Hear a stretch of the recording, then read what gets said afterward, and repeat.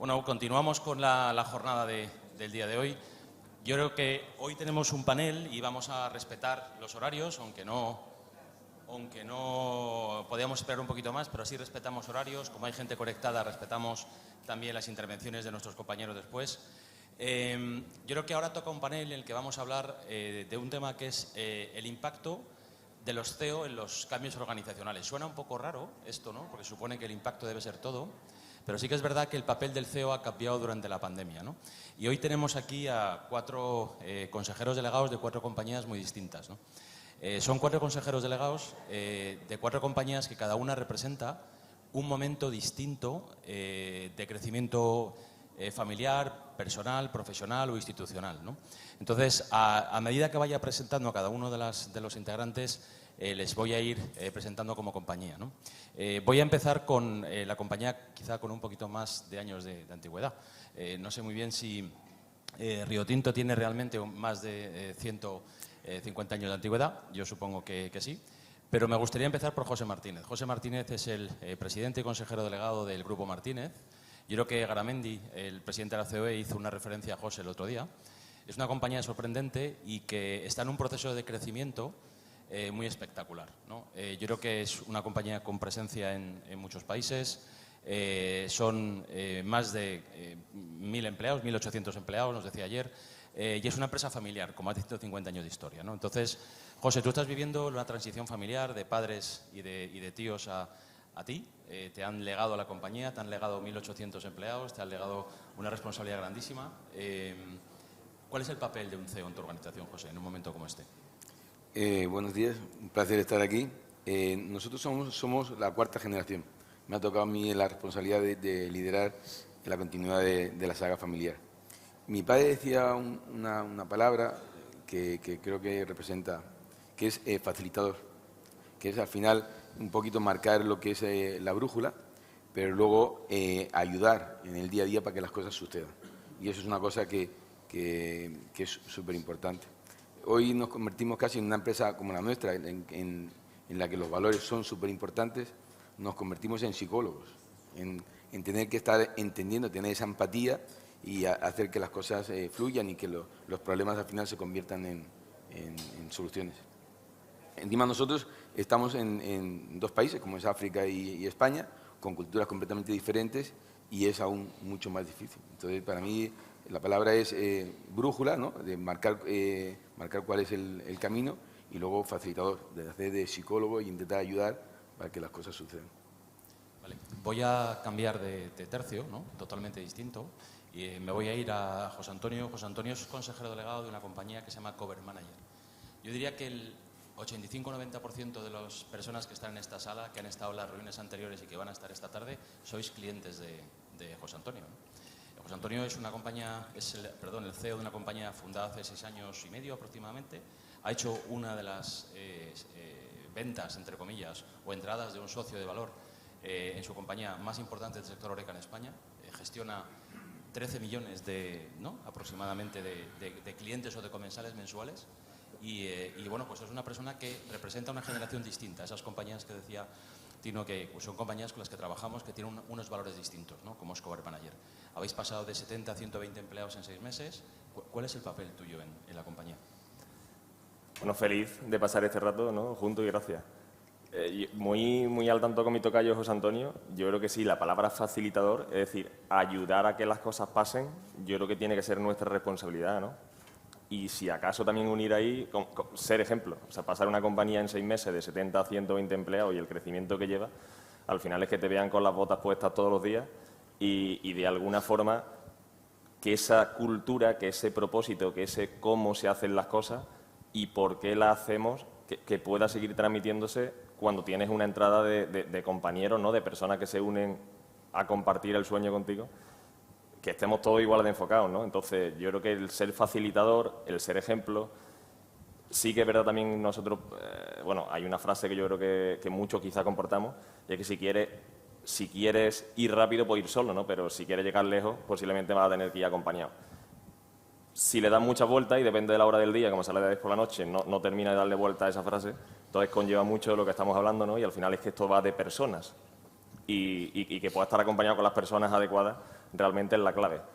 Quizás solo por un tip más, o como a nosotros nos gusta hacer las cosas, bueno, trato de hacer o de unir, ¿no?, desde un consejo hasta el barro o en el día a día o las operaciones, y para nosotros, o sea, no carece de sentido todavía, por tener la temperatura y el pulso tomado, que haya un responsable general o que haya un responsable de operaciones. O sea, que trato de ser yo desde un consejo hasta los 5 compañeros manager que están conmigo en las 5 áreas principales del día a día, realmente el que lo una, ¿no? Entonces, eso también creo que es un valor para poder tener la temperatura tomada que nos gusta practicar, pero sin duda facilitador y cómo no, pues ser ejemplo, ¿no? Si no, no se crece.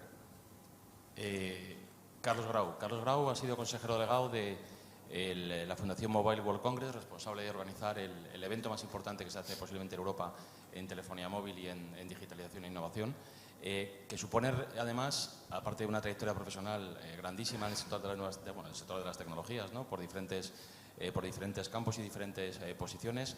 ¿Qué significa ser consejero delegado de una compañía, una fundación público-privada? Es decir, de algo que tiene que integrar la parte pública y la parte privada. Grandes compañías nacionales, grandes instituciones públicas. ¿Cómo se gestiona eso y cuál es el papel de un CEO ahí? Bueno, yo creo que ahora mismo un poco a todos los CEOs nos toca también anticipar el futuro y dar un poco de visión, ¿no?, dentro del marco de incertidumbre que hay y marcar una estrategia. En mi caso, pues en ese modelo que tú indicabas de colaboración público-privada con las 3 administraciones, con la GSMA, que te da proyección internacional, con los operadores de telecomunicaciones y con otros agentes, al final orquestar alianzas que tengan impacto, ¿no? Cuando me incorporé teníamos y tenemos un gran evento como podía ser unos Juegos Olímpicos, una Expo, en este caso un gran congreso internacional que reúne 110.000 congresistas, que genera 470 millones de actividad económica, 13.000 puestos de trabajo, y esos indicadores económicos estaban muy claros, ¿no? El objetivo y el reto ha sido aterrizar un legado que tenga impacto con indicadores todo el año y que sean indicadores claros no solo de impacto económico, de impacto social, ¿no? Y eso yo creo que ha sido el reto mayor. Y de alguna manera anticipar una visión de por qué áreas apostar. Apostar por poner a España como referente en algunas tecnologías, a pesar de nuestra modestia de tamaño. En el caso del 5G hemos sido pues, los primeros en impulsar temas de iniciativas holográficas o utilizar 5G para aplicaciones de salud, para hacer incluso intervenciones quirúrgicas a nivel internacional. Eso ha puesto a nuestro país como referente, a ser un poco el laboratorio europeo, ¿no? Promover el tema de talento digital, antes lo hablaba Tino y lo hablaban otros profesionales, la necesidad y la demanda grande que hay de talento, ¿no?, en el sector, tanto en empresas que se están digitalizando, como empresas de servicios, como el propio ecosistema emprendedor. Ahí ayudar la buena utilización de fondos públicos en formación en competencias digitales. No va a haber ningún trabajo en los próximos 10 años que no requiera competencias digitales. Hay una demanda importante de talento ahí y cómo orquestarles es importante. Y luego, por último, pues todos los temas que tengan que ver también con innovación y con sociedad. ¿Qué ha pasado durante la pandemia? Pues que hemos identificado aquí una brecha digital de una parte de nuestra población que pone en riesgo derechos básicos, derechos para tener una educación de calidad. Se hablaba en meses anteriores también de la teleasistencia, incluso la movilidad. Hemos visto estos últimos meses por Europa como muchos de nuestros mayores de 65, cosas que para nosotros son obvias, como bajarte tu carnet epidemiológico y bajarte un QR de un permiso de inmigración para coger un vuelo, pues muchos han perdido aviones. Entonces, ahora mismo estamos tocando un tema en el que la digitalización ha jugado un papel fundamental incluso en la distribución de las pautas de vacunación. Ya no es un tema opcional, estamos tocando derechos. Y ahí el combate contra la brecha digital se ha hecho un tema fundamental. Nosotros ahí, con la Mobile Week, que es lo que hemos conseguido, y de hecho lo hicimos en Coruña y lo hemos hecho en Orense, también aquí en Galicia, dar oportunidades a que todas las capas de la ciudadanía tengan un mínimo acercamiento a la tecnología y formación en competencias digitales. El año pasado formamos 70.000 ciudadanos en España y dices, oye, pues mira, aparte de un gran congreso profesional y aparte de indicadores económicos, estamos lanzando iniciativas que tienen impacto social, con un propósito claro y con una visión. Y básicamente, gran parte del trabajo del CEO, en este caso de la Fundación, es orquestar esa estrategia, orquestar esos programas y aterrizar esos indicadores para cuando hablas de un legado y de un propósito, tenga indicadores claros, concretos, en ciudadanos, en startups creadas, en puestos de trabajo generados y sea algo realmente muy tangible, ¿no?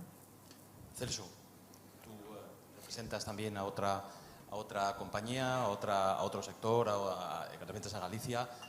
¿Cuál es tu visión del papel de un CEO hoy en una compañía? Bueno, Salva, en primer lugar decirte que acertaste con el orden, porque aunque la mina de Río Tinto tiene más de 4.000 años y los ingleses ya estuvieron allí hace 50 años casi ininterrumpidamente, nosotros empezamos realmente en el 2014. La mina se había parado, en el 2014 se obtuvieron los permisos, entonces estoy haciendo esta introducción porque es importante para la labor del CEO, ¿no? Con unas 70 personas, de las cuales de plantilla eran 50 y 20 externalizados, y facturación cero. En el año 2019 el grupo era ya, la mina en aquel momento tenía una facturación de 250 millones aproximadamente y una plantilla que entre personal de la empresa, que unos 450, y subcontratas superábamos las 1.000 personas. Eso, la labor del CEO realmente es crear todo eso, formar ese grupo, formar el equipo, o sea, conseguir coordinar a un equipo importante que a su vez cree su propio equipo, porque cada uno tiene que ir responsabilizándose de lo que tiene debajo, liderando, pero dándole muchas alas y dejando que se equivoquen, si puede ser poco, pero sí, que se equivoquen, que tengan las manos libres y que puedan hacer. Y eso es la labor de todas más importante para poder crecer. Y precisamente en esa línea y con el título de la mesa, el papel de un CEO en un cambio organizacional. Tú te estás enfrentando, José, ahora a un cambio organizacional. Tienes que mirar el futuro de la compañía los próximos 3 años. Yo creo que Garamendi también hablaba ayer de que es el momento de pensar lo que viene por delante. Lo que ha pasado en los últimos años ha hecho que tengamos que pensar hacia adelante, ¿no?, de una forma distinta, y eso muchas veces requiere un cambio de organización. ¿Cómo visualizas tú esa responsabilidad y ese papel que tienes que jugar? Como dices, estos 2 años que hemos vivido, si no eres capaz de sacar conclusiones importantes, es que estás muerto. Nosotros estamos empezando con un plan estratégico en el que estás ahí trabajando, liderando, y estamos súper contentos, y eso es lo que nos va a marcar un poquito las pautas de futuro. Creo que en estos momentos es fundamental el que una compañía como la nuestra, que ha tenido un crecimiento muy grande, en el que desde abajo hasta arriba todos tengan las ideas muy claras. Cuáles son los OKR, cuáles son dónde tenemos que crecer, dónde tenemos que ser más fuertes, y ahora es el trabajo que estamos haciendo de una manera muy importante, ¿no? Focalizar en tener un plan estratégico en el que todos, desde la familia a todos los miembros del Consejo, tengan muy claro definidos el futuro de la compañía. ¿Y te da miedo hacer cambios en la compañía? No, para nada. Creo que en las empresas familiares yo creo que es mucho más fácil. Hoy las empresas grandes, con estructuras muy potentes, es mucho más difícil los cambios. Pero en los tiempos que estamos viviendo, los cambios suceden de una rapidez bestial. Y las empresas tienen que estar preparadas y ser flexibles para los cambios. Si no, van a tener muchos problemas. José Antonio, tú duplicas casi plantilla, y de aquí a final de año vas a duplicar o más que duplicar la plantilla, ¿no? ¿La organización que tú tienes ahora es la que vas a tener dentro de 6 meses? No, para nosotros, bueno, o sea, es un reto continuo porque la estructura cambia, como cualquiera cuando empezamos somos muy horizontales, nos queremos mantener, o sea, que no suba mucho el pico, pero lógicamente hay que crear algo de estructura. Se crean hasta posiciones nuevas con un nombre que 3 meses antes no sabía ni qué nombre darle, ¿no? Entonces, yo creo que importante no es que los cambios te den miedo, sino que te guste desayunar cambio y nuevas maneras de enfrentarte todas las mañanas, ¿no?, de tomar una tostada, ¿no? O sea, yo creo que esa es la clave, y la gran diferenciación es si consigues, en lugar de tú tener esa piel camaleónica, conseguir que tu equipo de managers realmente la tenga contigo, ¿no? O sea, cuando eso lo consigues, cuando yo creo que ya todo es imparable, ¿no? Sí, son las maneras de buscar cómo enfrentarse al mercado que conoce, a los nuevos mercados, a una nueva solución. Ya te da igual lo que venga. Lo que sí yo creo que está claro es que posiblemente a las personas no nos gusta cambiar porque nos gusta meternos cositas nuevas todos los días, sino que bajo nuestro punto de vista lo que ha cambiado mucho es el comportamiento del consumidor. Entonces, al cambiar el comportamiento del consumidor y hacer los cambios, que los ciclos sean más rápidos, Eso hace que nosotros nos tengamos que adaptar. Entonces, clave que sea un estilo de vida, que sea una manera de enfrentarse y el por qué esta organización existe. Quien no entendamos eso tal que así, bueno, pues la compañía siempre crecen, se establecen y caen, o sea que puede ser que caigas antes. Carlos, en tu opinión, un CEO en un cambio de organización, ante lo que viene por delante y lo que ha pasado, ¿no? Esa capacidad de reacción, de tener que cambiar, de tener que pivotar y tener que repivotar otra vez, ¿no? Porque al final lo que dice José y lo que dice José Antonio es cambia el consumidor y mi organización tiene que adaptarse a ese cambio del consumidor. Un CEO acelera, impulsa, valida, lidera un cambio organizacional. Bueno, lidera, orquesta, no sé cómo queráis decirlo, pero al final tiene que impulsarlo, ¿no? Yo llevo ahora 5 años en la Fundación. Cuando me incorporé, pues había un gran programa que era el 4 Years From Now, que había madurado y que ha ayudado mucho en España a que el ecosistema emprendedor se conecte con inversores internacionales. Y era tan bueno que al final tuve que transferir, solo llegar a los 6 meses, la plantilla y los activos de 4 Years From Now a la GSMA. La GSMA ha hecho ese programa, un programa internacional que ha ayudado a... Solo en Barcelona, mira, pasamos hace 6 años de 600 startups y rondas de ampliación de capital en el ecosistema a 350, 400 millones de euros. Cerramos el año pasado 1.900 startups, 1.500 millones en los últimos 4 años. El 50% de las operaciones se han iniciado o cerrado en 4 Years From Now. Y dices, ¿esto de la buena suerte existe? Y dice, la buena suerte no existe, es que pasen cosas para crear las condiciones de contexto para que esto suceda, ¿no? Yo cuando llegué, pues el programa de tecnología no existía, el programa de talento no existía, el programa de Digital Future Society, de humanismo tecnológico, que lleva la Mobile Week, tenía la Mobile Week, pero no el resto, con lo cual tuvimos que hacer un rediseño del plan estratégico, incorporar equipos a nivel de nueva dirección y dar un impulso a un relato que está dando indicadores de impacto muy directos, ¿no? En un modelo de colaboración público-privada que también es difícil, porque otra de las cosas que hemos aprendido es a orquestar alianzas complejas con administraciones, con corporaciones. Y ahora estoy en una nueva etapa, o sea, después de 5 años, mira, hemos conseguido el hito, lo firmamos la semana que viene, el miércoles de semana que viene en Patronato firmamos con la GSMA el acuerdo para extender el Congreso hasta el 2030, bloquear este Congreso en España 8 años, es parte de mi legado.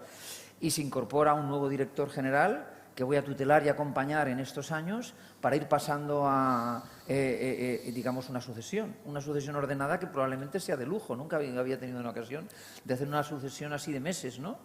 Sí, siempre digo que si lo haces muy bien en una corporación y te sale una oportunidad profesional, en 15 días sueltas los trastos y si lo haces muy mal, sales corriendo. Pero para hacer una sucesión ordenada me parece una oportunidad excepcional, ¿no? Y creo que ahora mismo, en esta nueva etapa, pues tocará extender más el legado por España, tocará quizás también abrir aún más a empresas del sector privado colaboración en la Fundación, donde aún han entrado compañías del sector privado pues como CaixaBank, como DAM y otras, pero aún hay espacio para una colaboración mucho más intensa del sector privado y para dar un paso adelante, con lo cual seguro que pivotaremos y nos orientaremos para dar un nuevo salto. Sí. Celso, antes de hacerte una pregunta, yo recuerdo que en mi etapa profesional previa trabajé en el Santander del 2000 al 2017 y yo tuve un jefe que fue Emilio Botín, que un día en un avión me preguntó ¿quién es tu mini yo? ¿No? Entonces yo no entendí muy bien ese concepto de mini yo. Dije, ¿mi mini yo? Dice, sí, ¿quién es la persona que si te pasa algo, al día siguiente le pongo encima o si a ti te promociono, se queda al frente de tu posición? Ostras, me quedé bloqueado y dije yo, coño, aquí ha pasado algo raro, no entendí muy bien. A continuación, a los pocos meses, se lanzó el programa de sucesión del Banco Santander, que era básicamente coger a los directivos y buscar a la persona que te voy a poner para seleccionarte, no para echarte, sino para promocionarte, ¿no? Y Carlos lo decía, ¿no? Yo tengo que hacer un proceso de delegar en un nuevo consejero delegado y hacer ese traspaso de poderes, que creo que es importante.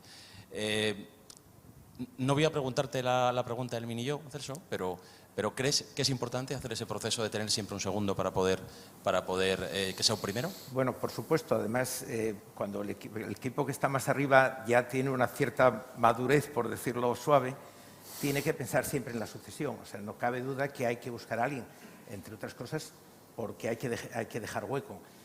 No es fácil, y no lo digo porque las personas que ahora sean las mejores. En España ha ocurrido una cosa y es que prácticamente durante unos años no hubo minería, hubo muy poca minería metálica. Entonces, hay gente que está empezando, que es muy buena, hay gente que ya tiene un cierto nivel, que es muy buena, pero no hay gente en la parte alta, y un CEO de minería tiene que ser alguien que sepa, no solo que sepa de números, tiene que saber de investigación, tiene que saber de yacimientos, tiene que saber de minería, tiene que saber de posibilidades. La minería es un trabajo muy específico, ¿no? Y evidentemente nosotros en el trabajo no solo hay ingenieros de minas, hay ingenieros industriales, hay economistas, hay químicos, hay de todo. Pero un CEO tiene que tener una formación muy específica. Pero sí, es imprescindible y la empresa los está buscando permanentemente. Y, José Antonio, ¿a ti cuando te dicen vas a ser CEO de Cover Manager? Cuando tú dices soy CEO de Cover Manager, ¿tú sabías lo que era ser CEO? O sea, ¿lo habías sido antes? ¿Alguien coges alguna referencia? No, o sea, quiero decir, a ver, mi caso concreto, yo era teleco hasta hace 12 años, los 6 primeros fueron 2 compañías y comía arroz en blanco todos los días porque no supe hacer un euro. Entonces, ahí no supe lo que era ser CEO, pero sí lo que era hacer las cosas diferentes para ver si era capaz de ganar 10 euros al mes, ¿vale? Entonces, ahí es donde, bueno, empiezas a plantearte eso que puede significar, qué cosas tiene que hacer, el equipo, tal, y empieza a cover. Yo creo que por continuar un poquito más o menos con la conversación, no solo es importante, al menos, ¿no? Depende del tipo de compañía, para nosotros la sucesión, sino que si tú vas creciendo o tú vas siendo más alto y ensanchando, realmente las cosas van a empezar a pasar distintas dentro de la compañía, o deben, ¿no? Y en eso subir la escalera, si a ti te toca volver a enfrentarte de nuevo a 2 pisos más y a seguir subiendo 2 peldaños, alguien tiene que acompañarte a subir los 2 que tú has dejado, ¿no? Entonces, eso es el día a día de compañías que no apetece, bueno, generar el mayor impacto positivo y, por tanto, el tiempo en la vida es el que es, con lo cual tiene que ir rápido. Pues ir viendo quién te acompaña, a qué ritmos, a subir los siguientes peldaños, es importante. Pero quizás no solo de las personas que vienen detrás de ti subiendo los siguientes peldaños, porque ellos van a tener el mismo problema que tú, que es que quién le va a acompañar a ellos mismos a subir los siguientes, ¿no? Entonces, yo creo que no tienes que llegar solo a los que vienen detrás de ti, sino a los que vienen y a los siguientes, ¿no? Para poder ayudar a quien está más cerca de ti, para poder ayudarle a ellos, para hacer ver quiénes son los que les van a acompañar a ellos mismos. Esa es una realidad nosotros que no nos enfrentamos solo cuando hay una sucesión, sino que nos enfrentamos todos los trimestres porque, bueno, al menos 2 veces al año, o sea, cada 6 meses, la empresa giró 90 grados. Al girar la empresa 90 grados cada 6 meses, esto es un constante, ¿no? Es que es un poco la reflexión, ¿no? Girar la empresa cada 6 meses 90 grados. Este señor que come arroz blanco antes, hace 6 años, le han valorado, bueno, le han pagado por el 25% de su compañía más de 30 millones de euros, ¿no? Lo tienes aquí al lado, lo ha hecho, es una persona que ha decidido seguir en la compañía porque quiere crear sector. Es decir, una de las cosas que es importante también, y por eso voy a saltar a José ahora, el CEO a veces tiene una visión no solamente local, sino que puede ser aspiracional, regional o de otra dimensión, ¿no? José Antonio, cuando hablé con él la última vez, me dijo: Salva, yo quiero seguir creando industria, quiero crear Andalucía y quiero apostar por el sector, ¿no? Ese es mi compromiso. Ya no solamente es con mi compañía, sino es con el sector y con mi país, ¿no? Con mi país y con mi región. Pero es que José hizo lo mismo en Lanzarote, ¿no? Él dijo: yo quiero dar un salto a crear un Lanzarote Premium, que es muy sencillo. Una persona se gasta 650 euros por semana cuando viaja cada turista en Lanzarote, entran 3,5 millones de turistas, y lo que dijo este señor es: si yo convenzo a los empresarios para pasar de 650 euros por semana a 800, automáticamente en 700 millones de euros a la isla. Si consigo duplicar ese gasto, la isla se enriquece muchísimo. Entonces ese CEO tiene una visión mayor, ¿no? Es aspiracionalmente mayor. ¿Por qué José, un CEO, se mete ahí? Yo creo que lo hablamos ayer, ¿no? Y llega un momento en que tenemos como la responsabilidad de aportar algo más, ¿no? Cuando hablaba ayer con José Antonio, el hecho de que no venda la compañía y continúe es porque quiere que Andalucía crezca y trabajar para su entorno. Por lo mismo, ya llega un momento en lo que yo creo que estamos en un momento después, incluso yo creo que la pandemia lo ha multiplicado, que es la palabra generosidad, ¿no? Y es no solamente dedicar a tu compañía, sino dedicar a que el mundo sea mejor. Y yo, de verdad que yo creo que hay un cambio y que es un cambio real. Nosotros en Lanzarote estamos trabajando en la unión del sector empresarial, en en compartir los problemas, en cómo poder reposicionar un destino de una manera conjunta. Y yo creo que la palabra es eso. Hay un cambio que nos implica el tema de generosidad, que si somos capaces de aportar, al final eso nos transmite a nosotros también felicidad. Lo hablábamos ayer, lo compartíamos y nosotros lo tenemos claro. Estamos haciendo un trabajo impresionante a nivel de Canarias y en Lanzarote, y es eso, el unión, en compartir, y al final eso de manera indirecta, eso va a venir a toda tu empresa. Yo creo que ese papel es importante y hay una siguiente derivada, y es que durante la pandemia yo creo que el CEO ha cambiado su rol y se ha convertido en un lugar a donde mirar, ¿no? Es decir, lo que han hecho los empleados ha sido girar 90 grados y mirar al consejero delegado para decirme, márcame un norte que no lo tengo, ¿no? Que no sé cuál es el siguiente paso. ¿Tú crees, Carlos, que el papel del CEO o el papel de la persona que está al frente de la organización ha tenido que adquirir unos skills de liderazgo y de visión distintos a los que había antes? Sí, claramente, ¿no? Vamos a ver, yo primero que creo que en los tiempos que nos está tocando vivir ya no son tiempos de superhéroes, son tiempos de equipos, ¿no? Cada vez más de grandes equipos, ¿no? La pandemia ha traído elementos muy buenos en mejora de productividad, también ha traído problemas, ¿no? Lo hemos visto pues ahora mismo los efectos psicológicos y en muchos casos el índice de rotación y la desvinculación emocional de los empleados con algunos de los proyectos, ¿no? Por la falta de contacto y cómo ha habido que suplir eso, ¿no? ¿Cómo ha habido que suplir eso? Hombre, desde luego con un plan, con un buen propósito, con buenas herramientas, pero sobre todo con mucha comunicación. Yo creo que hemos tenido que hacer un esfuerzo extra de comunicación, de cercanía, de empatía, de acompañar a la gente, de compartición, pues como hablábamos antes de los logros también, ¿no? de coordinación.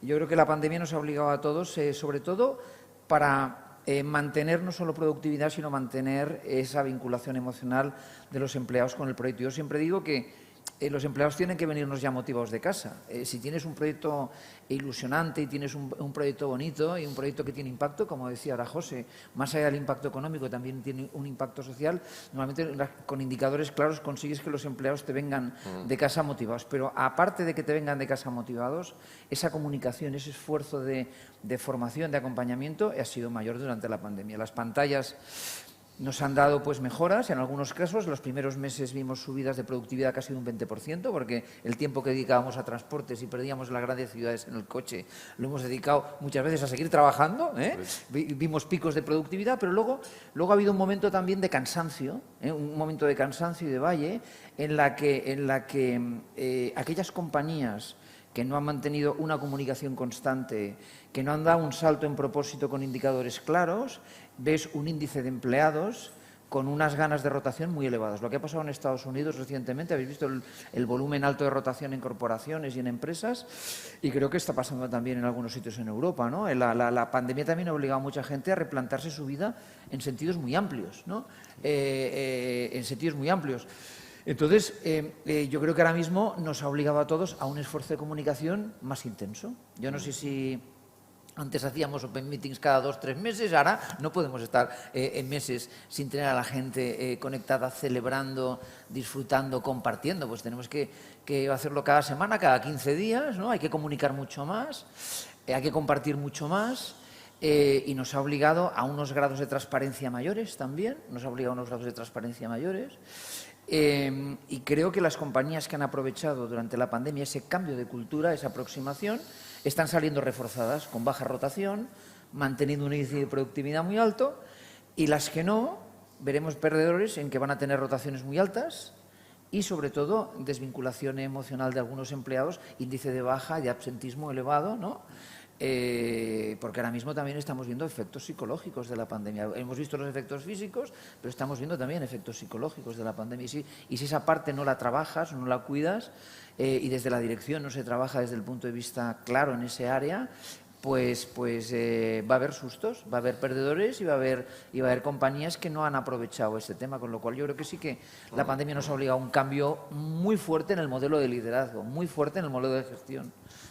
Yo creo que al final es muy difícil decir el papel de un CEO en un cambio organizativo, el papel de un CEO. Cada CEO en cada compañía tiene una función distinta o tiene un nivel de embarrarse distinto, ¿no? Que es la pregunta que le voy a hacer a Celso y luego le voy a hacer a José Antonio, ¿no? Es decir, un CEO tiene que embarrarse, tiene que meterse en el barro, tiene que bajar al detalle o no.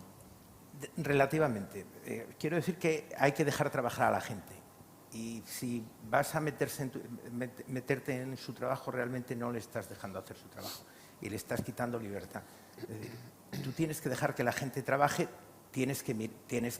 evidentemente tienes que comprobar las cosas, tienes que estar encima de todo el proceso, pero si tu gente es buena y es de confianza, ese no es el mayor problema. Tienes más problemas con tu consejo de administración, que estas multinacionales suelen ser complicadas. Tienes muchos más problemas con la burocracia, con la administración, con permisos, tenemos una burocracia lentísima y nosotros tenemos que ser mucho más ágiles. Y el papel de CEO está más en coordinar a su gente, en motivar a su gente y en impulsar a su gente que en controlarla. Es decir, lo que controlamos son los resultados, pero no controlamos los trabajos. Es decir, yo creo que se tiene que mojar relativamente eso. Mi opinión es que depende lógicamente del tamaño de la compañía. Si 2, 5, 20, 50 o 100. Bueno, he tenido la suerte, y espero que nos quede mucho, de ir viviendo, ¿no?, desde 1 hasta 120 hoy. Sí que a lo mejor por mi deformación de ingeniería, pues sí, lo veo como similar a una onda, ¿no? O sea, no te puedes mantener plano, sí que tienes que subir y tienes que bajar. Lo único es que tienes que ir poniendo, esa amplitud es finita, tú no te puedes tirar, pero la compañía va creciendo, con lo cual tu onda de subir y bajar la vas subiendo. Lo que tienes que encontrar a esas personas que estén contigo, que igualmente tienen ese punto de contacto con tu onda y ellos son capaces de llegar más abajo, pero que suban y bajen exactamente igual. Mi manera también de hacerlo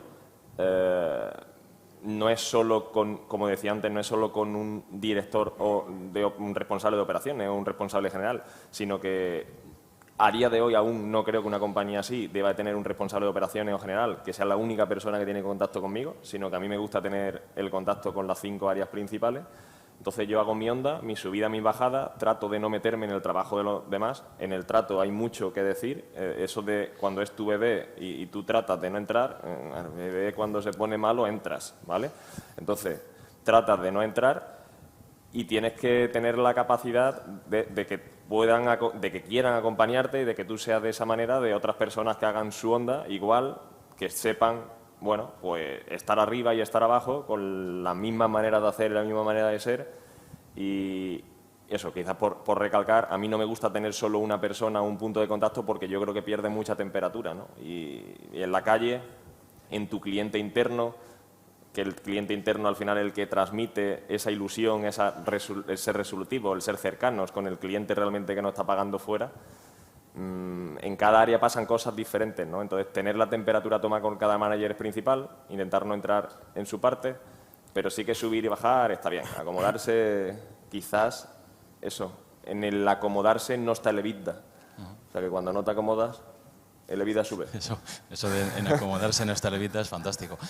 Hay una situación que está dando ahora y es que si tú vas a las principales escuelas de negocios y preguntas los programas de formación, está habiendo una caída muy grande en cursos de formación tipo tradicionales, tipo MBAs, ¿no? Es decir, de cursos de 1 año, 2 años, en que pagas 30.000 euros o 20.000 euros y te vas pues, a hacer un curso de larga duración y empieza a haber cursos más pequeños. Uno de los cursos de mayor crecimiento es el de consejero, ¿vale? Yo voy a ser consejero, quiero formarme para ser consejero, miembro del Consejo de Administración. ¿Eso qué significa? Significa 2 cosas. Uno, que los consejos de administración se van a profesionalizar cada vez más y la persona que va a estar en el Consejo de Administración va a ser una persona que va a opinar o que va a interactuar con el Consejo más, y eso obliga a una segunda cosa, y decía ese estudio, y es que los consejeros delegados tienen que empezar a mirar aguas para arriba, ¿no? Que nunca lo han hecho. Es decir, siempre han trabajado aguas para abajo. Y llega un momento que tu Consejo de Administración se mete con mucha más actividad, empieza a ser más profesional, empieza a pedir más cosas, pasa mucho en empresas de familia, tú lo estás viviendo, José, también en tu familia, y creo que el consejero tiene que empezar a mirar también, no solamente para abajo, sino también para arriba, ¿no? Para ese Consejo de Administración, ese Consejo de Familia. ¿Cómo estás viviendo tú esa transición? Porque tú has dado un cambio grande en tu compañía para que eso se produzca, ¿no? Sí, como decía antes, nosotros somos la 4ª generación y lo que siempre ha sido una dependencia de la familia. O sea, siempre ha heredado la empresa la familia. Entonces, ahora el papel que estoy intentando crear es montar un consejo de administración y que profesionalice la compañía, para que no tenga esa dependencia del sector, que haya un consejo que pueda velar por los intereses de las acciones, ver que la compañía se cumplen los presupuestos, pero dejar trabajar a los equipos, rodearte de profesionales. Nosotros estamos haciendo un esfuerzo, como decía antes, un esfuerzo económico, quitando de levita a la compañía, apostando por profesionales buenos. Y al final se trata de eso, de que al final que la durabilidad de la compañía no dependa de la propia familia, sino que la familia esté pues, velando porque se cumplen los proyectos, marcar la estrategia, pero para mí la clave es profesionalizar la compañía. Carlos, tú has tenido un consejo complejo, ¿no? Porque tú tienes que reportar a ese consejo. O sea, además de hacer todo lo que estabas haciendo por abajo, tenías que reportar a un consejo, que me gustaría que nos contaras quién estaba en ese consejo, quién está en ese consejo y cómo generabas ese nivel de relación con lo que hay por arriba, ¿no? Bueno, esta pregunta sí me la hacen porque es difícil, ¿no? Bueno, vamos a ver, en el Consejo yo tengo al presidente de la GSMA, a Mats Grajandar, y al director de GSMA Limited, John Hoffman, que es el que monta el Mobile World Congress a nivel mundial, tanto en Europa como en Shanghái. Tengo a la vicepresidenta primera del Gobierno, Nadia Calviño, con la secretaria de Estado de Digitalización e Inteligencia Artificial, Carme Artigas, y al director de Red.es como representantes del Estado. Tengo a Jordi Puigneró, vicepresidente de la Generalitat, y otros dos consellers representantes de la Generalitat, el presidente de FIRA de Barcelona, la alcaldesa Ada Colau preside nuestra fundación. Me está dando muchísima ansiedad. Sí, sí, ya ves, colores y sabores distintos. Luego tengo a José Ignacio Gorigolzari, el presidente de CaixaBank, que es extraordinario, los tres presidentes de los tres operadores, Telefónica, Vodafone y Orange, y también al director general de DAM. O sea, este es mi patronato, que es muy divertido. Es un patronato muy divertido. ¿Cómo se gestiona ese patronato y esa diversidad? Y muchas veces, el posible conflicto de intereses, no de intereses, pero sí a veces de visiones alrededor de las cosas. Pues yo creo que de una manera muy sencilla, que es poner una hoja de ruta con un relato y con unos indicadores de impacto muy claros y muy aspiracionales y procurar sumar esfuerzos de un volumen importante de ellos, ¿no? Ahora mismo, lo que te decía antes, ¿no? Yo creo que por encima de las diferencias de unos u otros, el poner a España como referente en tecnología creo que nos ha unido, el poner esfuerzo para no dejar a nadie atrás, combatir la brecha digital y dar oportunidades en Barcelona y Cataluña, pero también en el resto de España, llevando la tecnología a la ciudadanía, yo creo que nos ha unido a casi todos también. En el tema de talento digital y en el tema de innovación, startups y científicos también. Yo creo que hemos encontrado 4 áreas con 4 programas, con 4 indicadores de impacto muy claros, que por encima de las visiones nacionales, internacionales, la política, ha unido a todos, y ha sido bastante más fácil pero bueno, complejo también en algunos momentos, porque la política lo que nos conlleva a veces es mucha rotación. He tenido en 5 años 3 secretarios de Estado, y eso consellers de la Generalitat me han pasado también cerca de una docena, con lo cual hay mucha rotación, y quizás el reto principal ahí ha sido definir un buen plan estratégico y aterrizarlo en indicadores, poner un gran equipo, empoderar ese equipo, lo que habláis antes de quizás liderar con el ejemplo y acompañar, pero sobre todo empoderar y delegar para que sean otros los que crezcan, ¿no? Y hagan, y al final pues la realidad es que ha sido bastante más sencillo de lo que desde fuera pueda parecer. Bueno, y los resultados están ahí. Si no la semana que viene nos renovaríamos hasta el 2030, eso te lo garantizo. No, al final te das cuenta que un consejo de este tipo, o sea, primero debes no prepararlo, sino tienes que hacer un preconsejo, posconsejo, anteconsejo del preconsejo, y luego ya al final estar 6 meses dedicado a que pueda funcionar. Pero creo que es un tema importante, porque en la segunda planta abajo se está hablando de inversores y de startups y demás, y el papel Yo cuando era un poquito más joven, yo jamás había entendido un consejo, no sabía de consejos, ni de startup, ni cosas de estas. Pero ahora todos estos de abajo tienen rondas de inversión, tienen consejeros, tienen gente que tiene que meterse en consejos asesores, da puntos, ¿no? Si estás en determinados tipos y tienes que enfrentarte por primera vez a un consejo de administración, pues a lo mejor con 33 años o con 30, ¿qué años tienes? 9 ya. Con 39, pero con la primera vez que tuviste un consejo de administración a que tenías que enfrentarte. Fue la semana pasada. Real. Claro. Entonces, claro, 39 años, 39 años presentarte ante un consejo de administración que tienes gente que ha invertido en ti, que ha pagado, vuelvo a repetir, 30 millones de euros por el 25% de tu compañía y tienes que reportar por primera vez, ¿no?, a un consejo. ¿Cómo se hace? ¿Qué sentiste en ese momento?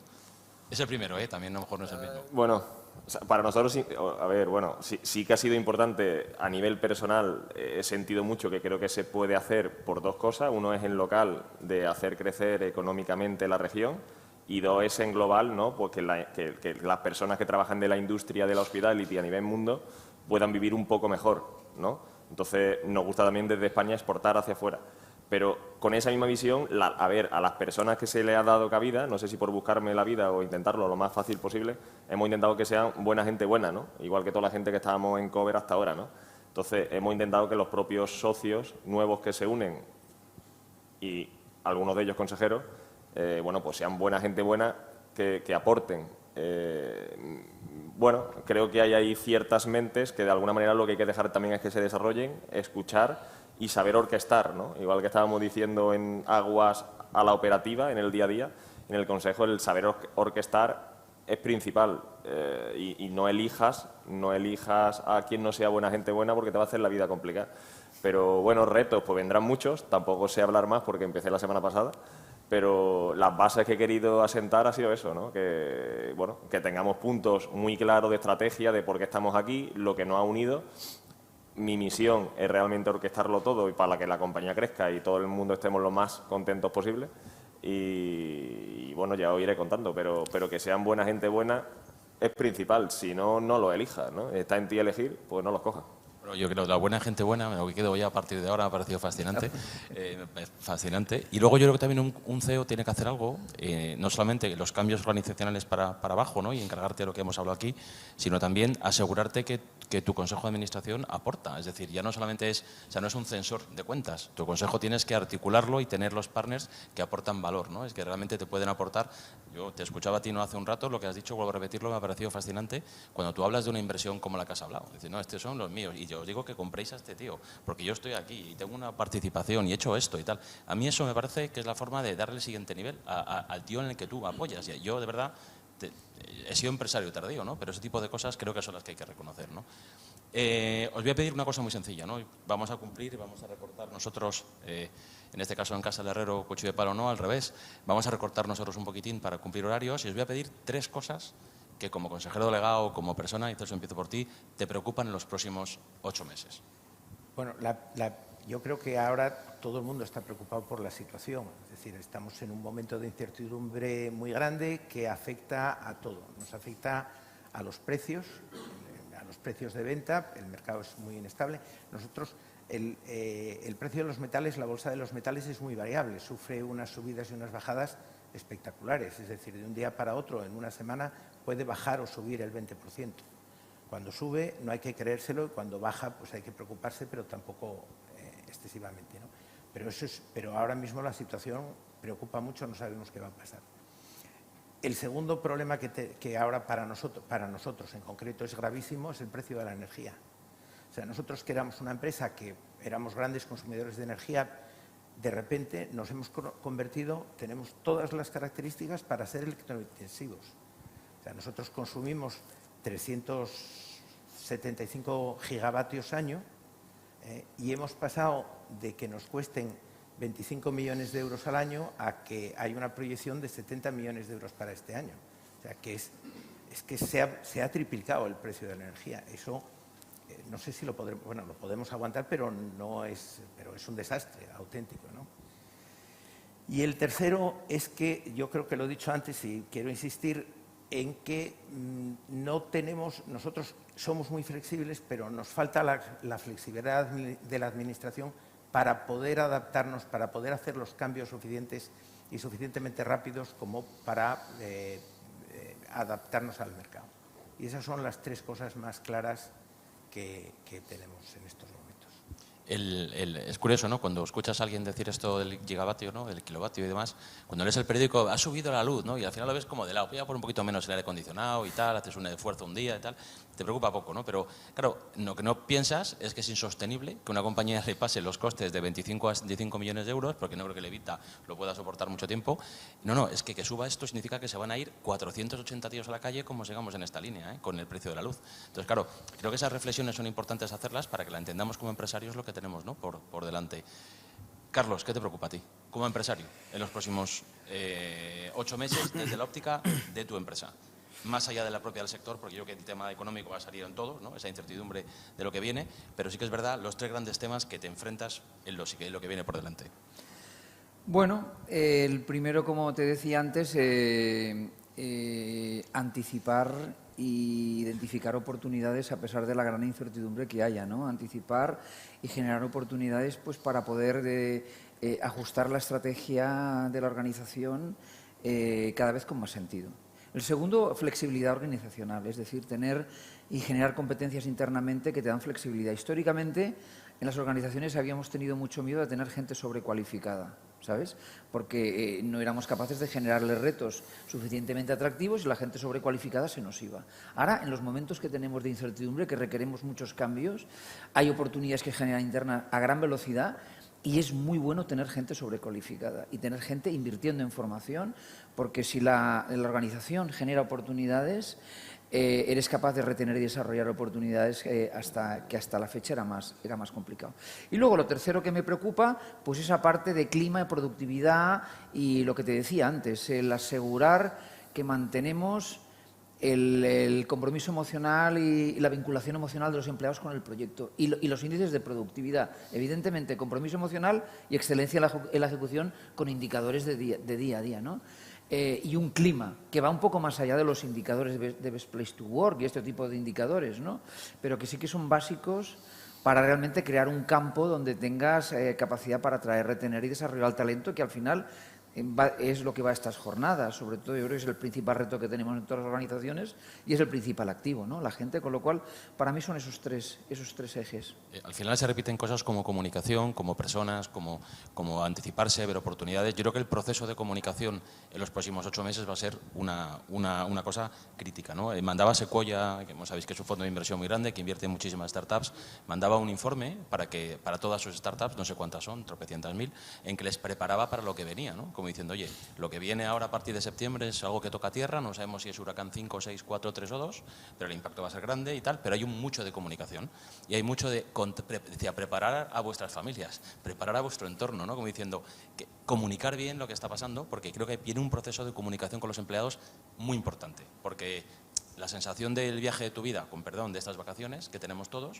o sea, nos han levantado la puerta a los Toriles y nos tiramos a lo que haya por delante, ¿no? Las vacaciones van a ser, estas vacaciones, la vacación de mi vida, no te puedes imaginar. Septiembre, Dios dirá, y no lo digo yo, lo dicen todos los informes y tal y demás. Entonces creo que el proceso de comunicación que ha hecho Carlos y que ha hecho Celso va a ser tremendamente importante y las personas también. José, ¿qué te preocupa a ti?